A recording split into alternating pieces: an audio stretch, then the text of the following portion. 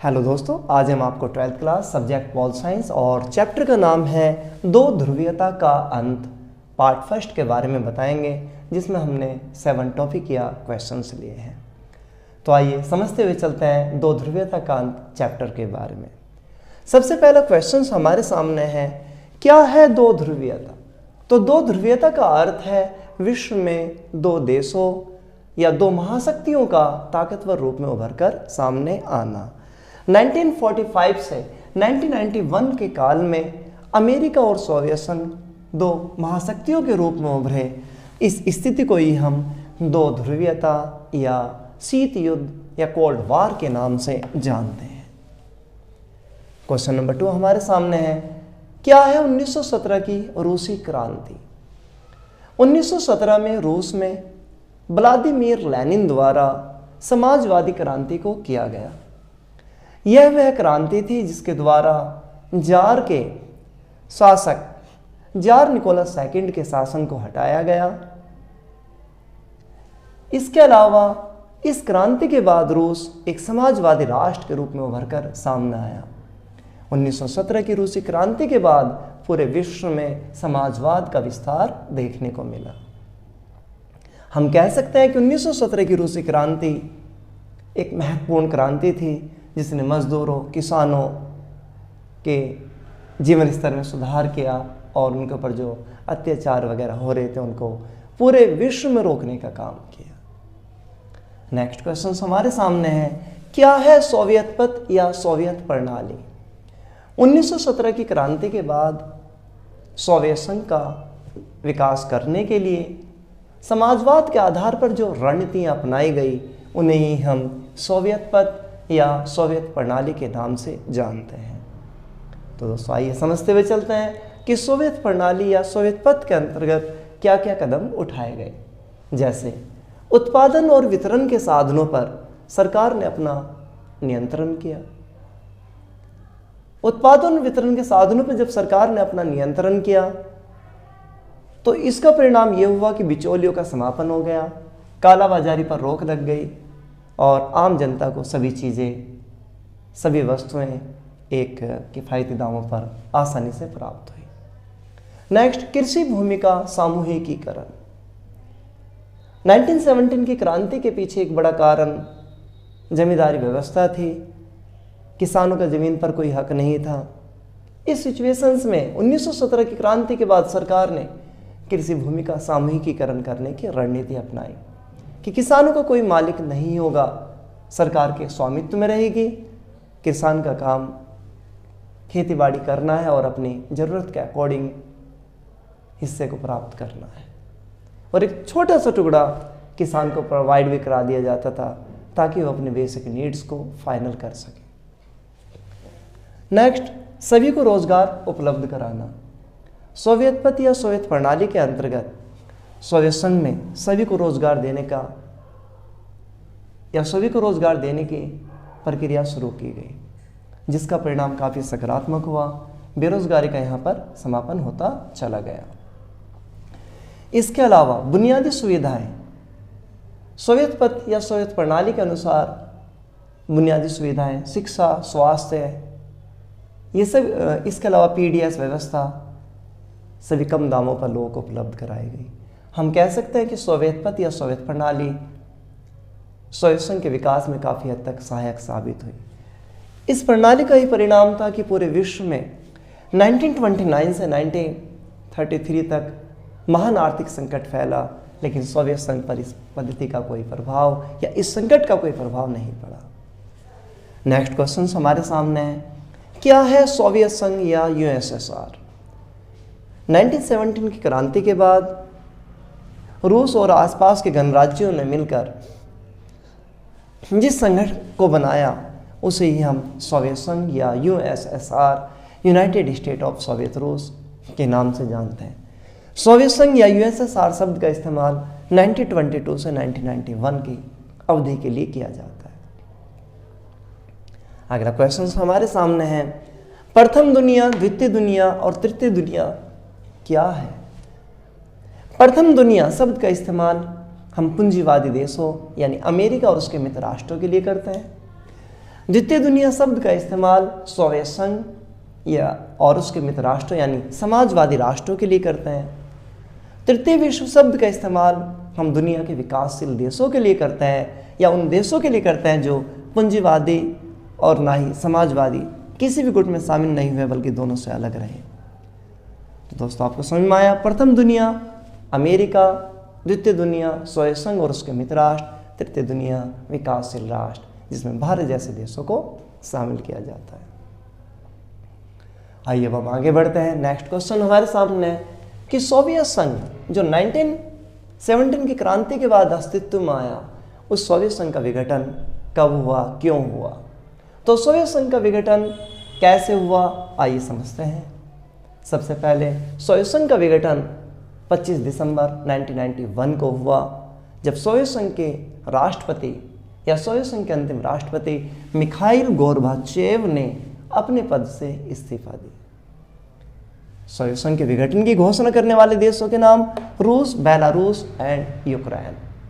इसके बाद सोवियत संघ 15 भागों में विभाजित हो गया। तो आइए समझते हैं ऐसे कौन से कारण रहे जिससे सोवियत संघ 15 भागों में विभाजित हुआ। सबसे पहला पॉइंट है कम्युनिस्ट पार्टी या स्टालिन की गलत या तानाशाही नीतियां।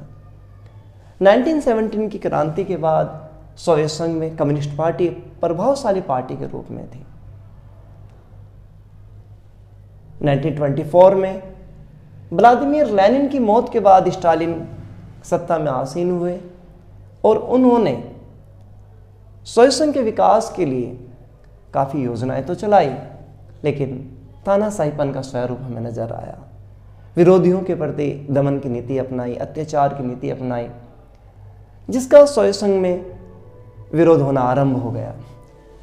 नेक्स्ट, उदार शासन, लोकतंत्र की मांग। दुनिया के अलग अलग देशों में लोकतंत्र स्थापित था, सभी देश लोकतंत्र के रास्ते पर तेजी से आगे बढ़ रहे थे। तो ऐसी स्थिति में सोवियत संघ के लोगों ने भी उदार शासन या लोकतंत्र की मांग उठाई। लोकतंत्र की मांग को लेकर, राष्ट्रीयता की मांग को लेकर सोवियत संघ में आंदोलनों का स्वरूप शुरू हो गया। हम कह सकते हैं कि लोकतंत्र की मांग भी सोवियत संघ के विघटन का एक बड़ा कारण बनी। सोवियत संघ के विघटन का एक बड़ा कारक सैन्य कार्रवाइयां भी रही। 1945 से 1991 तक की सिचुएशंस को हम शीत युद्ध या कोल्ड वार भी कहते हैं। यह वह स्थिति थी या वह काल था जब अमेरिका और सोवियत संघ के बीच सैनिक टकराव चल रहे थे, तैयारियां चल रही थी, तनाव की स्थिति थी। इन हालातों में सोवियत संघ ने दुनिया के अलग अलग देशों में अपना दखल देने की कोशिशें की ताकि अमेरिका के प्रभुत्व को चुनौती दी जा सके, अपने प्रभुत्व को स्थापित किया जाए। इसी का परिणाम था क्यूबा मिसाइल संकट 1962 में हमें देखने को मिला। पूरे विश्व को इसने प्रभावित किया। इसी तरीके से अफगानिस्तान 1979 में सोवियत संघ ने अपना दखल दिया और सोवियत सेनाओं को अफगानिस्तान में उतार दिया, जिसके परिणाम स्वरूप सोवियत संघ और अमेरिका दोनों देश आमने सामने आ गए। हम कह सकते हैं कि अर्थव्यवस्था का सैन्यकरण सोवियत संघ के विघटन का कहीं ना कहीं कारण बना। नेक्स्ट, सांस्कृतिक दमन। सोवियत संघ अलग अलग संस्कृति, सभ्यताओं, राष्ट्रीयताओं वाले लोगों का संघ था। 1917 में जब सोवियत संघ को बनाया गया तो उम्मीद की गई थी सभी की संस्कृति, सभ्यताओं का सम्मान किया जाएगा, लेकिन समय के साथ ऐसा नहीं हो सका। इसी का परिणाम था कि लोगों में एक विरोध की भावना थी, प्रगति की भावना थी, बदले की भावना थी, और इस भावना ने सोवियत संघ के विघटन का एक बड़ा काम किया। नेक्स्ट, अर्थव्यवस्था का विफल होना। 1917 की क्रांति के बाद सोवियत पथ के आधार पर अलग अलग कदम उठाए गए। सोवियत अर्थव्यवस्था तेजी से उत्थान पर चल रही थी, विकास कर रही थी, लेकिन 1945 के बाद सोवियत अर्थव्यवस्था का विघटन होना आरंभ हो गया।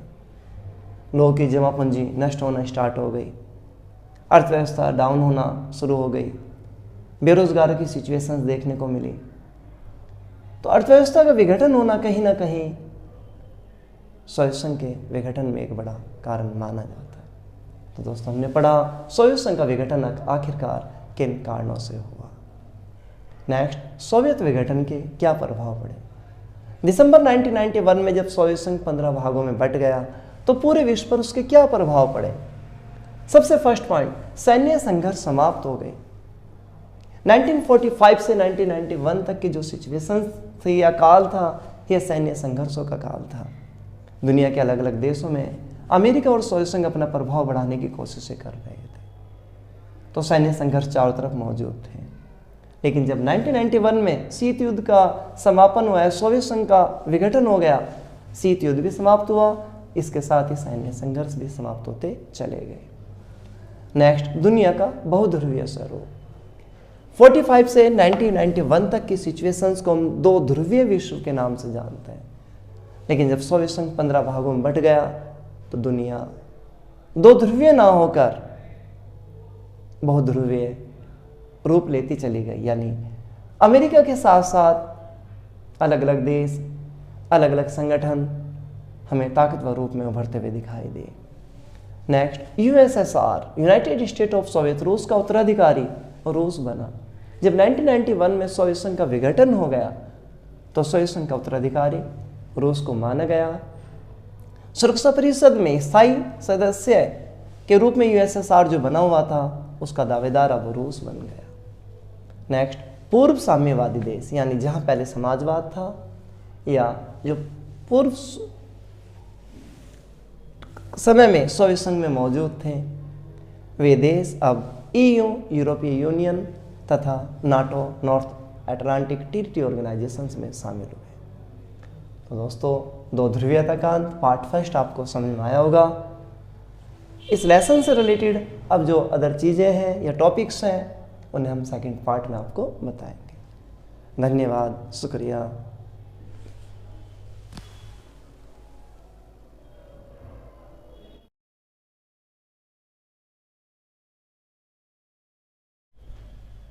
हेलो दोस्तों, आज हम आपको 12th class subject pol science और चैप्टर का नाम है दो ध्रुवीयता का अंत पार्ट सेकंड के बारे में बताएंगे।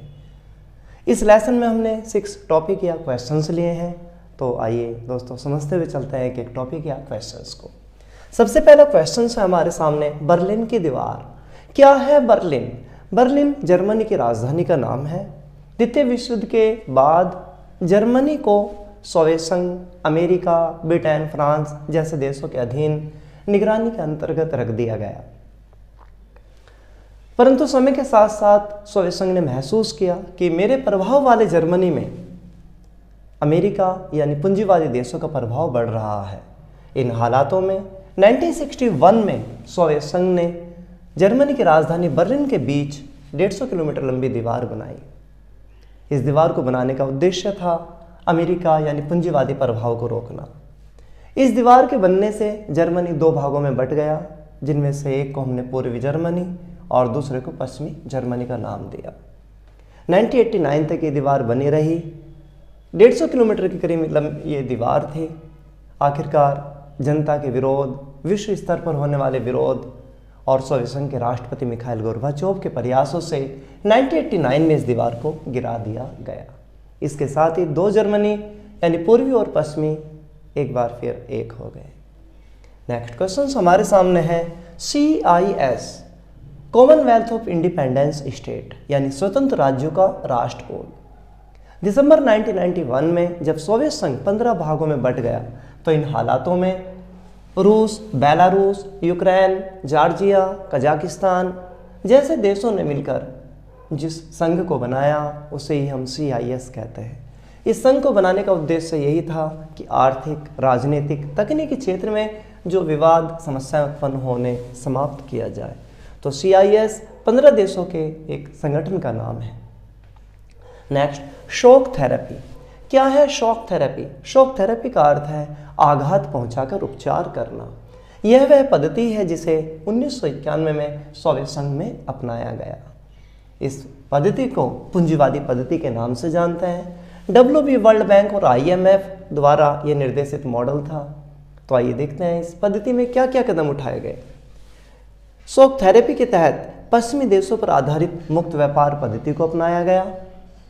90% सरकारी उद्यम प्राइवेट क्षेत्र को दे दिए गए। जब सरकार ने शॉक थेरेपी के तहत 90% सरकारी उद्योग प्राइवेट सेक्टर को दिए, तो इसे इतिहास की सबसे बड़ी गराज सेल का हम नाम देते हैं। नेक्स्ट, रूसी मुद्रा रूबल की जगह डॉलर को अपनाया गया। सामूहिक फार्म जो सोवियत संघ की विशेषता थी, उन्हें हमने निजी फार्म में बदल दिया शॉक थेरेपी के तहत। अब बात आती है कि शॉक थेरेपी के क्या प्रभाव पड़े। समाज कल्याण की धारणा नष्ट। अब तक सब कुछ सरकार के स्वामित्व में था। सरकार पीडीएस जैसी व्यवस्थाओं को लागू किए हुए थी, लोगों को रोजगार वगैरह प्रोवाइड था, लेकिन शॉक थेरेपी के तहत जो पूंजीवादी तौर तरीके अपनाए गए, उसकी वजह से समाज कल्याण की धारणा नष्ट होती चली गई। नेक्स्ट, लोगों की जमा पूंजी का नष्ट होना। शॉक थेरेपी के कारण सरकार ने तेजी से जो निर्णय लिए, उन निर्णयों का परिणाम यह हुआ कि लोगों की जमा पूंजी नष्ट हो गई। इसके अलावा खाद्य संकट बुरी तरह गहरा गया, यहाँ तक कि रूस को दुनिया के अलग अलग देशों से खाद्यान्न का आयात करना पड़ा। नेक्स्ट, लोग शॉक थेरेपी के तहत जो कदम उठाए जा रहे थे, उनका एक दुष्प्रभाव यह हुआ कि लोकतांत्रिक सुधारों की अनदेखी हुई और रूस जैसे देश में राष्ट्रपति के शक्तियों में वृद्धि होती चली गई। तो कुल मिलाकर हम कह सकते हैं कि शॉक थेरेपी एक पूंजीवादी पद्धति थी जिसे रूस में अपनाया गया, समाजवाद को इसके जरिए हटाया गया और पूंजीवाद को अपनाने का निर्णय लिया गया ताकि हम तेजी से विकास करें। बात आती प्रभाव क्या पड़े, तो आरंभ में जनता को इसके वजह से काफ़ी नुकसान का सामना करना पड़ा। ये अलग बात है कि 2011 के बाद रूस की अर्थव्यवस्था में हमने सुधार देखा। आइए दोस्तों, नेक्स्ट क्वेश्चन चलता है। CIS Commonwealth of independent state या पूर्व साम्यवादी देश, यानी जहां पहले समाजवाद था, उन देशों की क्या स्थिति है। तो CIS या पूर्व साम्यवादी देशों को यदि हम देखें तो ये वे देश हैं जो संसाधनों की दृष्टि से काफ़ी संपन्न है। यही वजह है कि अमेरिका और रूस दोनों ही इन क्षेत्रों पर अपना नियंत्रण बनाए रखना चाहते हैं। इसके अलावा यहाँ पर भाषाई, जातीय, सांस्कृतिक, राष्ट्रीयता विविधता ज़्यादा है, तो यही कारण इन देशों में युद्ध या गृह युद्ध की स्थिति है। तो आइए समझते हुए चलते हैं। पॉइंट्स नंबर 1, तजाकिस्तान में गृह युद्ध। विघटन के बाद यानी 1991 के बाद तजाकिस्तान में गृह युद्ध चला जो करीब 10 सालों तक चला। इसी तरह चेकोस्लोवाकिया 2 भागों में बटा। यूगोस्लाविया का भी कई भागों में विभाजन हुआ। रूस के 2 प्रांत चेचन्या और दागिस्तान, यहाँ अलगाववादी आंदोलन चला स्वतंत्रता के लिए, जिन्हें दमन करने के लिए रूस द्वारा सैन्य कार्रवाई की गई। लगभग सभी देशों में राष्ट्रपति को विशेष अधिकार प्राप्त है। इसके अलावा रूस यूक्रेन संघर्ष हमने देखा। 2014 में रूस ने यूक्रेन पर आक्रमण करके क्रीमिया क्षेत्र को छीना। उसके बाद 2022 में रूस द्वारा यूक्रेन पर फिर आक्रमण किया गया। कुल मिलाकर इन देशों में युद्ध, गृह युद्ध जैसी समस्याएं बनी हुई है। नेक्स्ट क्वेश्चन हमारे सामने है भारत रूस संबंध। भारत और रूस दुनिया के 2 ऐसे देश हैं जो काफ़ी समय से एक दूसरे के साथ जुड़े रहे हैं। 1917 की क्रांति के बाद भारत और रूस के संबंधों में गतिशीलता देखने को मिली। 1917 की क्रांति से भारतीय काफ़ी प्रभावित हुए। 1947 में जब देश आज़ाद हुआ तो हमने समाजवाद के आधार पर मिश्रित अर्थव्यवस्था को अपनाया। बात आती है कि दोनों के बीच सहयोग क्या है। आर्थिक, रक्षा, अंतरिक्ष और राजनीतिक। सबसे पहला पॉइंट आर्थिक क्षेत्र में। भारत और रूस के बीच शुरू से ही आर्थिक क्षेत्र में सहयोग की भावना रही है। अलग अलग उद्योगों को स्थापित करने में रूस ने हमें सहयोग दिया, तकनीकी सहयोग प्रदान किया। वर्तमान में दोनों देशों के बीच व्यापार करीब 11 अरब डॉलर को पार कर चुका है। रक्षा क्षेत्र में भारत ने 80% से ज़्यादा हथियार रूस से यानी पूर्व सोवियत संघ से और वर्तमान में वही सिचुएशन से बनी हुई लिए हैं। इसके अलावा S-400 मिसाइल सिस्टम हमने रूस से वर्तमान में लिया है। परमाणु मिसाइलें, परमाणु पनडुब्बियाँ, इसके अलावा स्टील विमान, इन सब में हम रूस से सहयोग उच्च स्तर पर ले रहे हैं। अंतरिक्ष क्षेत्र में भारत को रूस द्वारा शुरू से ही सहयोग प्रदान किया गया। इसी का परिणाम है कि इंडियन स्पेस रिसर्च ऑर्गेनाइजेशन आज अपने कदमों पर खड़ा है और दुनिया के अलग अलग देशों के सैटेलाइटों को अंतरिक्ष में भेज रहा है। इसके अलावा 1984 में भारत के पहले अंतरिक्ष यात्री राकेश शर्मा रूस के सहयोग से ही गए। राजनीतिक क्षेत्र में जे.एंड.के विवाद हो यानी जम्मू एंड कश्मीर, या 1971 का युद्ध हो या 1965 का युद्ध हो, लगभग सभी मोर्चों पर रूस ने हमें समर्थन प्रदान किया है। इसके अलावा 2009 में दोनों देशों ने ब्रिक्स समझौते का भी निर्माण किया। तो हम कह सकते हैं भारत और संबंध काफ़ी गतिशील रहे हैं। नेक्स्ट क्वेश्चन है सोवियत संघ के प्रमुख एंड उनकी नीतियाँ। सोवियत संघ में समय समय पर अलग अलग प्रमुख आए। सबसे पहले हम 1917 की क्रांति के बाद व्लादिमीर लेनिन प्रमुख बने। उनकी डेथ के बाद स्टालिन 1924 में सत्ता में आसीन हुए। रूस के विकास के लिए काफ़ी कदम उठाए, खेतों का सामूहिकीकरण किया, लेकिन तानाशाही पद्धतियों को अपनाने के कारण आलोचना का शिकार है। निकिता खुश्चेव शांतिपूर्ण सहअस्तित्व की नीति अपनाई, अमेरिका के साथ सहयोग की नीति अपनाई। इन्हीं के टाइम में 1962 का क्यूबा मिसाइल संकट देखने को मिला। मिखाइल गोर्बाचोव 1985 में कम्युनिस्ट पार्टी के नेता बने। सोवियत संघ को विघटन से बचाने की कोशिशें की, लोकतांत्रिक सुधारों को शुरू किया। उनके दो प्रमुख सुधार थे, पेरोस्त्राइका एंड ग्लासनोस्ट। पेरोस्त्राइका का अर्थ है पुनर्गठन, ग्लासनोस्ट का अर्थ है खुलापन। इसके अलावा इन्हीं के सहयोग से 1989 में बर्लिन की दीवार को गिराया गया। अमेरिका के साथ जो टकराव चल रहा था उसे काफ़ी हद तक रोका गया। इनकी कोशिश से रही सोवियत संघ को विघटन से बचाया जाए। इनके बाद भी जब इनके सरकार का तख्ता पलट करने की कोशिशें की गई, आखिरकार इन्होंने दिसंबर 1991 में अपने पद से जब इस्तीफा दिया तो इसके साथ ही सोवियत संघ 15 भागों में बंट गया। नेक्स्ट, बोरिस येल्सिन, लोकतंत्र समर्थक नेता, 1991 में रूस के प्रथम राष्ट्रपति बने। तो दोस्तों, दो ध्रुवीयता कांत पार्ट सेकंड आपको समझ में आया होगा। पार्ट फर्स्ट और पार्ट सेकंड में लगभग इस लेसन से रिलेटेड सारी इंफॉर्मेशन आपको देने की कोशिशें की गई हैं और चैप्टर कोई ज़्यादा इतना बड़ा हैवी नहीं, थोड़े थोड़े छोटे पॉइंट हैं जिन्हें आप समझ के चलेंगे तो कोई समस्या नहीं आएगी। धन्यवाद।